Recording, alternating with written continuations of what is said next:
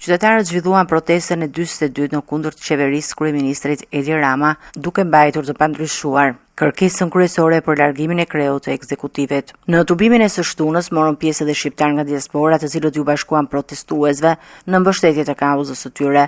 Organizatorët deklaruan se lëvizja qytetare do të vijojë, ndërsa kërkesa për ndryshim politik dhe institucional mbetet e njëjtë. Edhe një natë më parë, protestuesit kishin marshuar në disa prej akseve kryesore të kryeqytetit, duke përsëritur thirrje për ndërheqjen e Ramës dhe duke shprehur pakënaqësinë e klasës politike. Gjatë 42 ditëve në protestë, qytetarët kanë përdorur një sër sloganesh kundër qeverisë, duke ngritur shqetësime për korrupsion, funksionimin e institucioneve dhe situatën politike të vendit. Tubimet janë zhvilluar në një klimë të tensionuar politike, kur një nga çështjet më të debatuara së fundmi ka qenë edhe vendimi i qeverisë për të akorduar 4 milion euro nga fondi rezerv për organizimin e koncertit të reperit amerikan Kanye West. Protestuesit e kanë kundërshtuar këtë vendim duke argumentuar se fondet publike duhet të orientohen drejt problematikave që prekin qytetarët çdo ditë, si ekonomia, shërbimet publike dhe nevojat sociale.